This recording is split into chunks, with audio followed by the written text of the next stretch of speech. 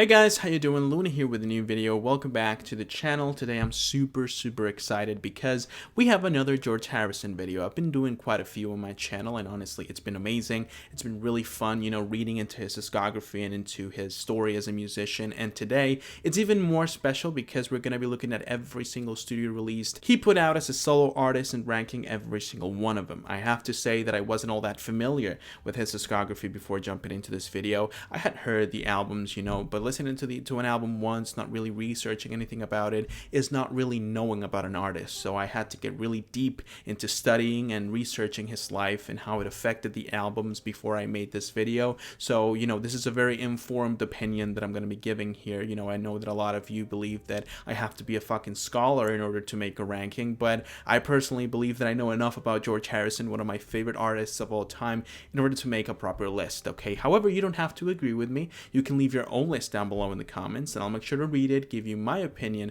on your list, and we can have a small conversation in the comments section. Before we get into the actual video though, I'd like to make sure you guys understand that the only metric that is going to be used for ranking the album on this list is going to be how much I enjoy the album. I'm fully aware that a lot of these albums, even though they were not as good, they didn't have that many good songs, they were really important for him as a songwriter or as an artist overall, but that is not going to be that important in this video because personally I feel like if your album is not enjoyable, it's not good, I'm not gonna pay that much attention to it. I will add some extra credits if the album was influential or if it meant a milestone for George Harrison as an artist, but apart from that, the albums are only ranked based on how much I enjoy them, how much they mean to me, and that's pretty much it.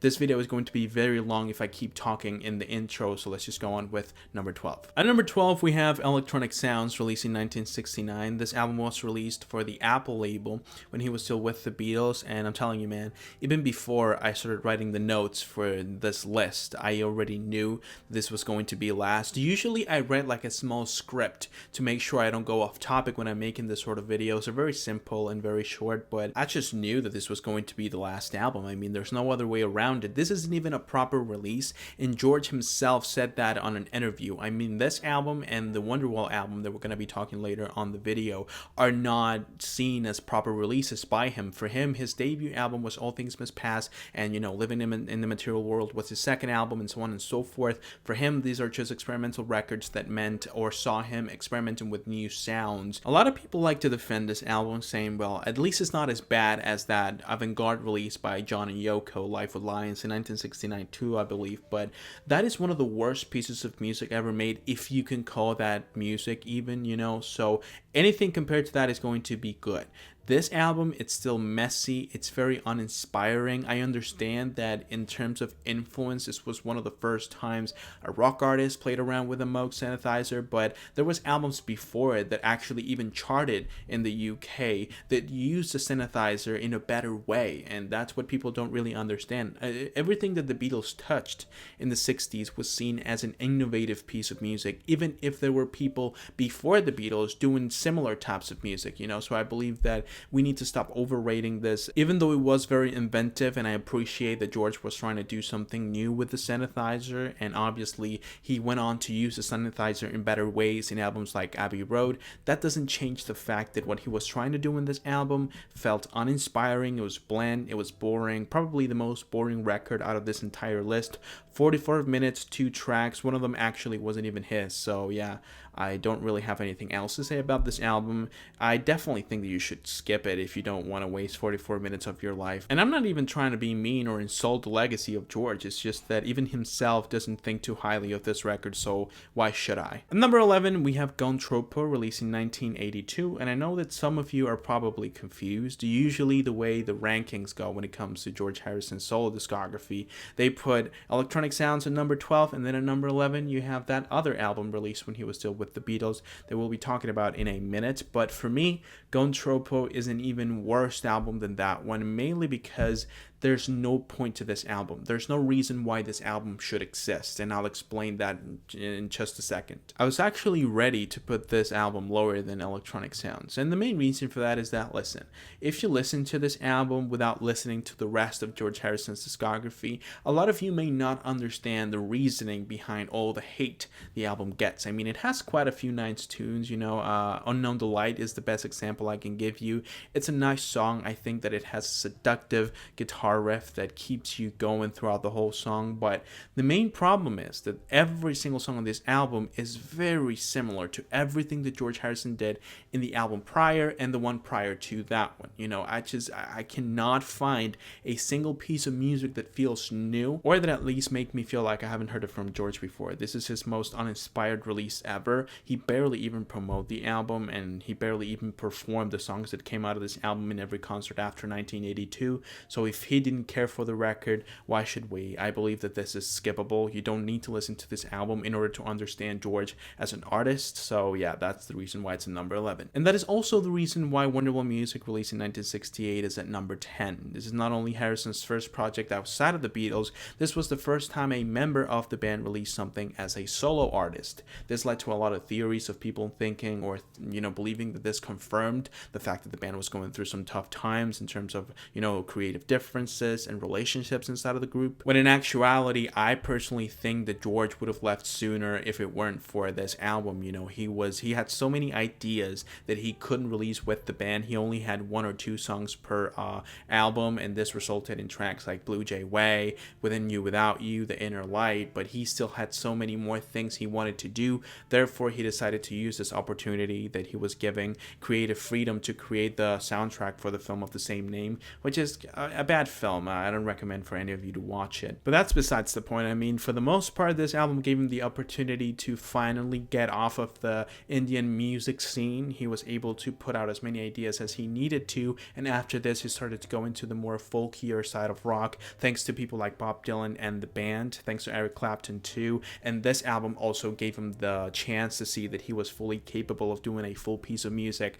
outside of the Beatles. So this album may have contributed to the breakup of the band as much as the solo releases by John Lennon did, but that doesn't take away from the fact that this is a very interesting exploration of a new sound. Actually, I personally believe that if you manage to trick your brain into believing that you're not listening to a George Harrison album, that's when you truly appreciate the beauty of tracks like Dream Scene or In the Park, for example, songs that are honestly very, very atmospheric and beautiful. So why is it so low if I think so highly of this record, where for the most part I believe that even though it has some good ideas, it suffers from the fact that it's a soundtrack album, so it's very tied to the pacing of the movie. So that means that the album was definitely going to be longer than it needed to be. If you take the best 20 minutes out of this entire thing and you put it into a very well done cohesive project, you're probably going to have one of the best pieces of ambient music there is in the 60s, but that's not the case. It's actually almost an hour long, so I'm definitely not sitting through this album anytime soon. It has some beautiful moments, but not enough to make this album enjoyable overall, and that is the reason why it stays at number 10. But it's definitely overhated, and as a George Harrison fan, you should definitely check it out if you want to know the story of his Indian influences. At number 9, we have Dark Horse, released in 1974, and this is probably the hardest album to rank because I've seen people comparing this album and its raw nature to Plastic Ono Band by John Lennon, one of the greatest albums ever made, and honestly, that's simply stupid. That's silly. But I also think that a lot of people give the album too much of a hard time because it's the first bad album he released, because again, Wonderwall Music is an exploration of a sound, and the same thing can be said about electronic sounds. People don't really take those albums seriously, plus at the same time he was releasing amazing pieces of music with the Beatles, so it wasn't like he was out of shape. After that, you have All Things Must Pass, one of his most successful albums, and the same thing can be said about Living in the Material World, and then after that you have this record, which is probably the most unorganized and messy and just ugly produced album there is in his discography, so they villainize the hell out of this album. I've seen people rank it even below Electronic Sounds, which is an exaggeration because the album has some really good tunes like It Is He or Bye Bye Love. I think that the title track is also really good, but for the most part I believe that he was suffering from laryngitis around the recording of this album too. Don't quote me on that because maybe it was after the recording sessions for this album, but I'm pretty sure he did, because it's just clear throughout the album he sounds so raspy and strained. He can't perform the tracks properly. properly, and that's one of the main reasons why I believe this is one of his worst releases. But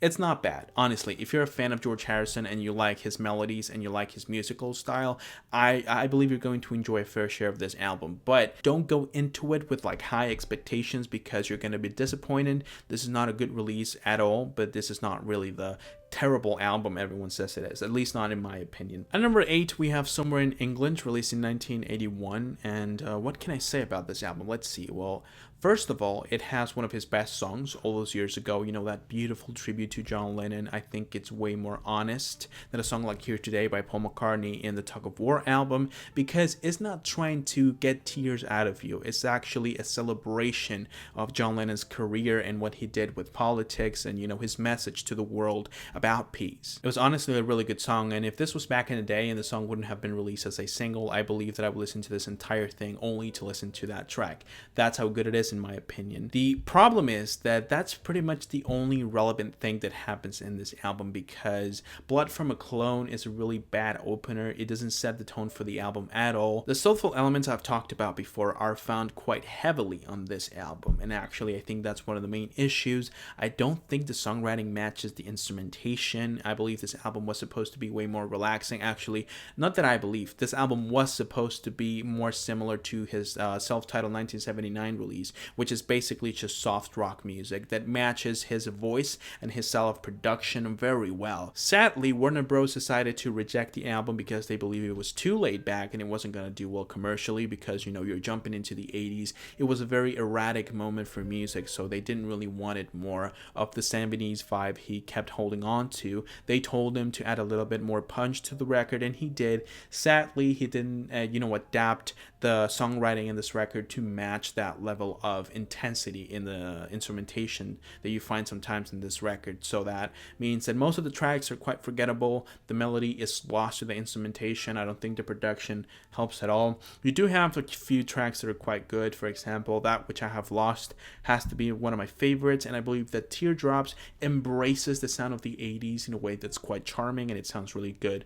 in his voice. And he went on to use this sort of production in Cloud 9 too, so I believe that it's quite an important track too. But for the most part, I can't really say that this is an enjoyable list, and it's definitely on the higher end of the mid category, but I can't really put it high up there with some of his best work. For the most part, very forgettable, but has some songs that are some of the best he put out in the 80s. So it's a little annoying because at times it feels like he's building a puzzle with the wrong pieces, but for now, number 8 is a good spot for it. At number 7, we have Extra Texture, released in 1975, and I have to say this is a weird one for me because I simply don't know what he was trying to do with this album. I don't hate it. I think it's a solid set of tracks, and the performances are definitely better than the ones in Dark Horse. His voice sounds clean, sharp. I like the production too, but I also think that the songs, while decent, they're very forgettable. Like, there's nothing important about this album, in my opinion. Tracks like Can't Stop Thinking About You started this weird trend he had in the 70s where he had a nice melody and then built the entire instrumentation around that melody, you know. So most of the songs here, in terms of instrumentation, feel very bland, like they only go with the song, they don't help the track at all. Actually, one of the reasons why this was so clear to me when I revisited the album for the first time was because of the song Tired of Midnight Blue, which is a song that feels fully realized. You can tell that he had a good melody and then he came up with a good instrumentation for the melody, and not, you know, just an instrumentation that fills a gap between the melody and a fully fledged song. Now, I don't hate this album. I think this is a decent record, you know. You're gonna enjoy most of the songs here, and actually,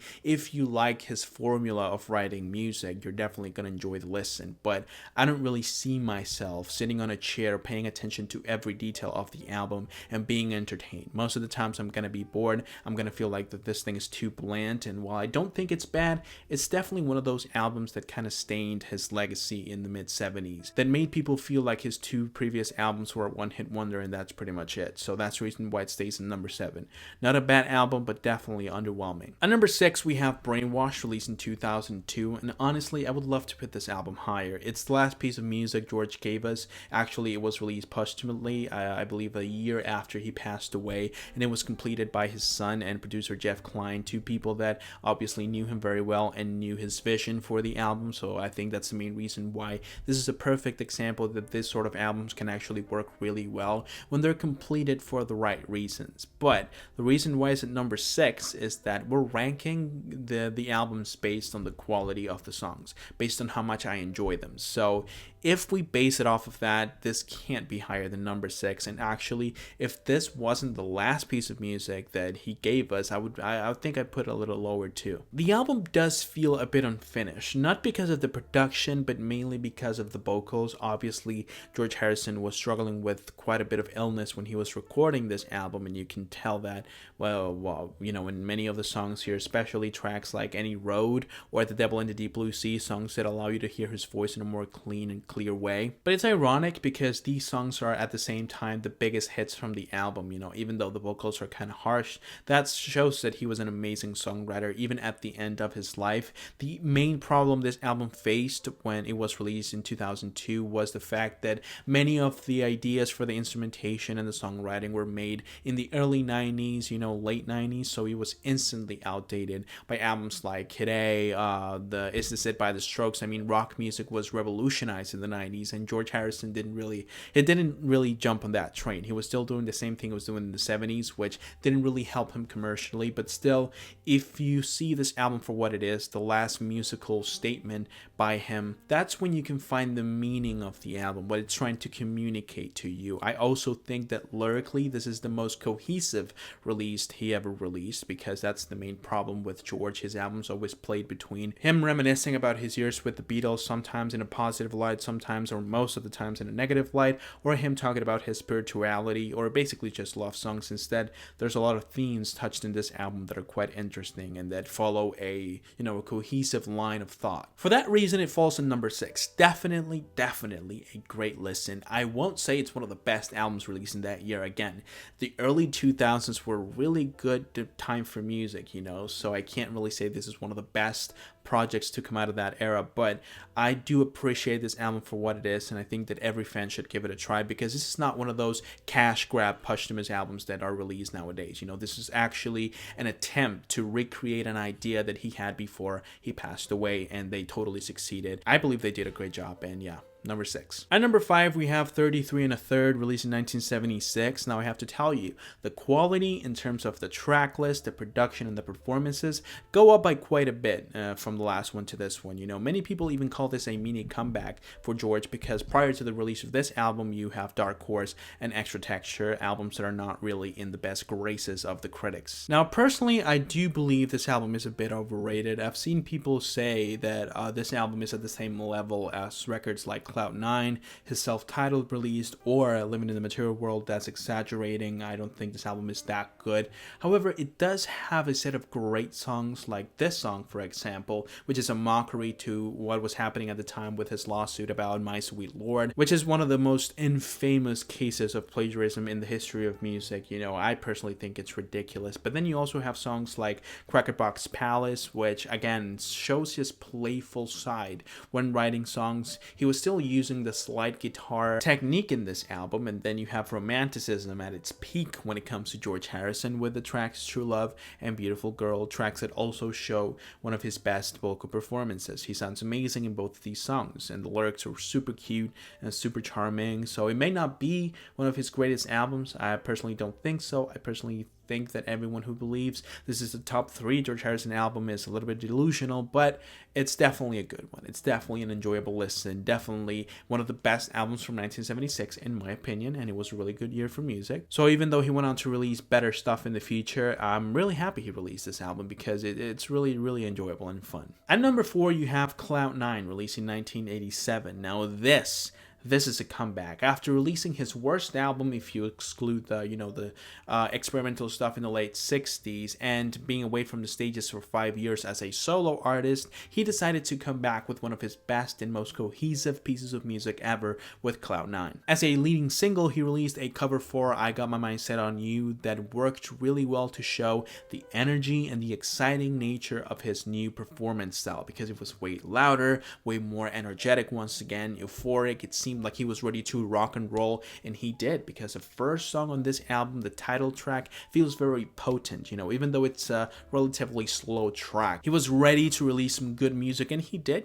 This has some of my favorite tracks by George Harrison. This Is Love, I think the lyrics are quite charming. That's What It Takes is a really good track too. The title track again. You also have When We Was Fab, where he remembers his days as a Beatles member, and I personally think that this is one of the tracks that finally gave closure to the fandom of the Beatles that were still very alive and potent in the 80s. All of these talks about how horrible his years as a Beatles were in the 70s, saying that Lennon and McCartney belittled him, were finally gone. He was finally acknowledging the good side of being part of the Beatles, and he was almost reminiscing about those days, which was really cute to see. The fact that this was released right next to the Anthology project, where he reunited with Paul and Ringo, confirmed his feelings regarding this track, and I personally feel like that's one of the highlights of this record. And then obviously you have the leading single. I think it was his first #1 in 14 years, because the last one was Give Me Love, Give Me Peace on Earth, and that was 1973. So yeah, that's 14 years. I personally believe the main reason why people rank this album so high on this type of lists,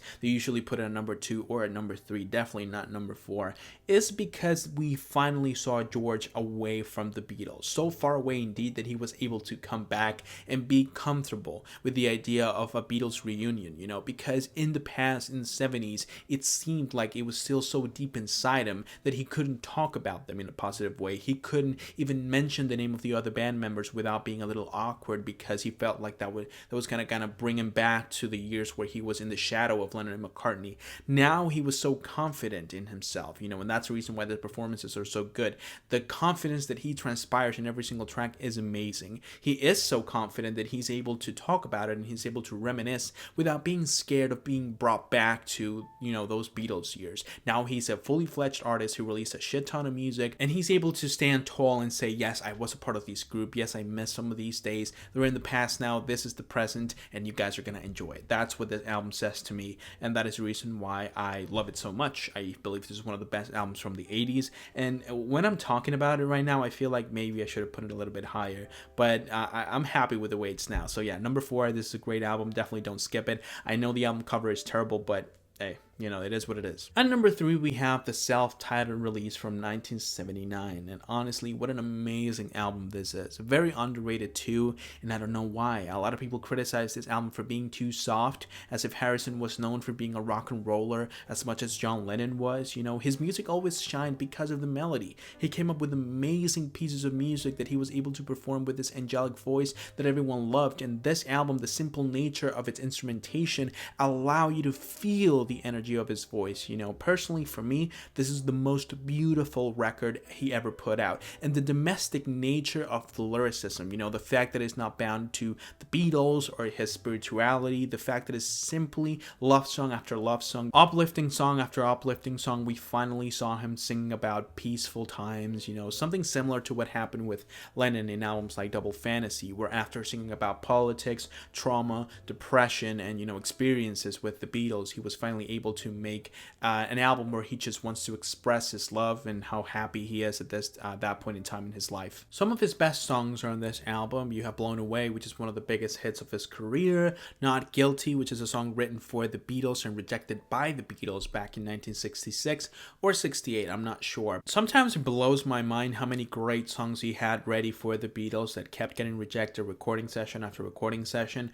Is almost unbelievable, And also you have Here Comes the Moon, how how I almost forgot, this song is as beautiful and as charming as the counterpart in the Abbey Road album by the Beatles, Here Comes the Sun. Now, if I had it my way, I would definitely put this album a little bit higher. I loved this album, I enjoy the hell out of it, and I think that people give it too much of a hard time because it is true that this is not a defining moment in his career as a songwriter. You know, actually this album started a trend that was very unpopular among George Harrison fans. It was basically George Harrison making music that was more soft, and that gave birth to albums like Somewhere in England and Gone Tropo. And based on the placement on this list, you can tell they're not my favorites, you know, so you kind of have this album to blame for that, but that doesn't really mean that this album isn't what it is. You know, a beautiful record that shows George Harrison at a peaceful moment in his life. Therefore, the lyrics don't really relate him to any of his other controversies. They don't talk about his time with the Beatles and how belittled he was. You know,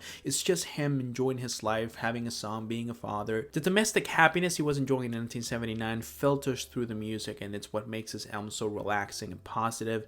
It's impossible not to feel happy for him every time you listen to this record, and honestly, that happiness is the reason why I'm putting this album so high on the list. At number 2, we have Living in the Material World, released in 1973, and believe it or not, this is actually one of the most anticipated albums of the 70s.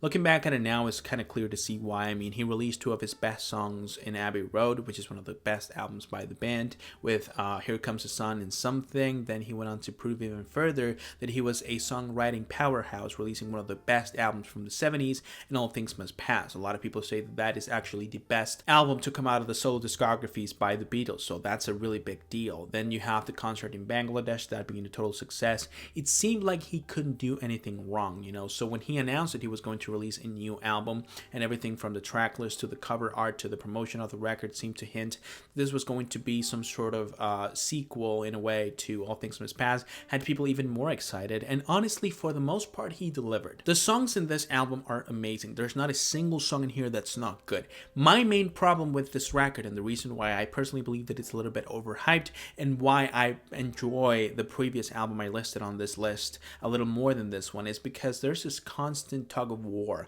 when it comes to the lyrics. Sometimes you have someone that's spiritually aware and sings about his spirituality and how much he enjoys it, and then on the other hand, you have him talking about his dark time with the Beatles and how he was belittled by the other band members, especially Lennon and McCartney. First of all, I understand he definitely was held back by both Lennon and McCartney. However, I don't think that means that you have to spend the entirety of the first half of your career as a solo artist talking about it in a bitter and negative way. You know, it affects the content of the music. You have such a beautiful album in your hands with such beautiful melodies. Why stain it with such a dark and, you know, ugly message? That's the only problem I have with this record. I mean, one song, I get it. It was a really dark time in your life. I understand. 2 songs, okay, you're kind of reaching for it now. 3 to 4, and that's what you have in this album. That's just too much. But apart from that, I feel like the fact that the production is much more simple than the one showed in All Things Must Pass plays in the album's favor, because you can actually appreciate George's voice and it sounds closer to you. It's not so far back in the mix like a lot of the songs from All Things Must Pass. You also have my favorite song from George Harrison as a solo artist in Be Here Now. I personally feel like that is one of the most beautiful tracks from the 70s. I literally have an epiphany every time I listen to that song. And then you obviously have the leading single, Give Me Love, Give Me Peace on Earth, which is, I believe, his most successful track outside of My Sweet Lord, obviously. But yeah, overall, I think this is a great release, one of the greatest from 1973, and that was a great year for music, by the way. So the fact that I'm saying this is one of the greatest from that year really goes to show how much I love this album. It's not number 1 because there's only one album that can be a number 1, but definitely don't skip this album because it's amazing. Talking about number 1, you guys probably know what album we're talking about here, even before you even clicked on the video. You know that All Things Must Pass was definitely going to be at the very top of the list. I honestly didn't want to put this album at number 1, mainly because I hate being predictable. But more than I hate being predictable, I hate liars, and I'd be lying if I didn't put this album at number 1, mainly because this is the most solid track list out of any George Harrison album, and the longest one too.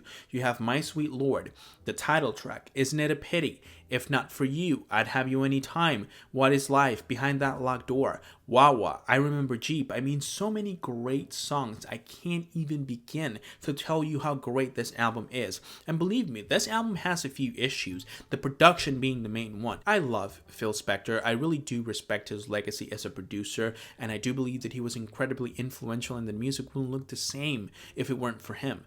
But sometimes he overdid it, man, especially when it comes to the Beatles. And the fact is that sometimes George Harrison's voice in this album sounds so far back in the mix that you kind of have to use your brain at full capacity in order to bring it back, because the melodies in this songs are so beautiful. You want to hear his voice loud and clear. I don't understand why his voice sounds so far back in the mix in a lot of these songs, but even then, that doesn't take away from the fact that these songs are amazing. This entire album is wonderful. Of course, there's the fact that we're looking at a pile of songs that had been stacking up from 1965, I think, 1966. I believe Phil Spector said something along the lines of George having more than 100 songs ready for the recording process of this album. He counted with a collaboration of Billy Preston, Eric Clapton, Ringo Starr. There's this funny little story about how John and Yoko came to the studio once, because this was recorded at the EMI studios, or the Abbey Road studios, how it's known today, and he found George Harrison playing some of the songs that were meant to be on this album. I believe the person that told the story said that John was kind of jealous because he didn't know that George Harrison was capable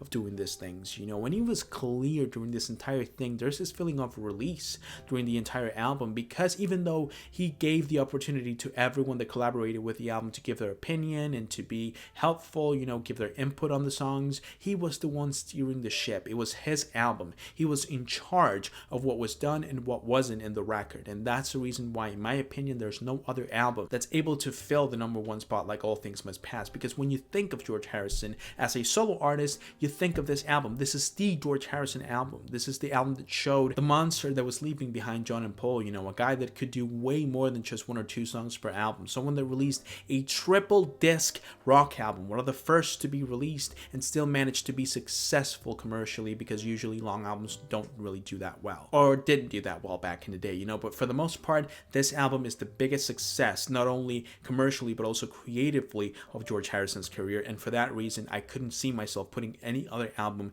in the #1 spot. We're looking at the best track list, the most cohesive sound he ever managed to produce, and even though it has some problems in the production, they're very minimal compared to the level of success every other aspect, from the production to the instrumentation to the melodies to the recording. His performances were amazing. Everything about this album, other than some aspects of the production, is a success, and for that reason I put it as my #1. However, that is only my personal opinion, so if you have your own, and I'm pretty sure you do, you can go ahead and leave it down below in the comments, and I'll make sure to read it and give you my opinion on your opinion. I want to see your own list, and if you want to have a more private conversation about anything related to music, you can go ahead and join my Discord server. I'm going to link it down below. I'm really excited to see what you guys have to say over there. I really hope that you enjoyed this video. If you did, go ahead and leave a like and subscribe to the channel so you don't miss any other videos that I upload. I hope I can see you again with a new video, but until then, bye.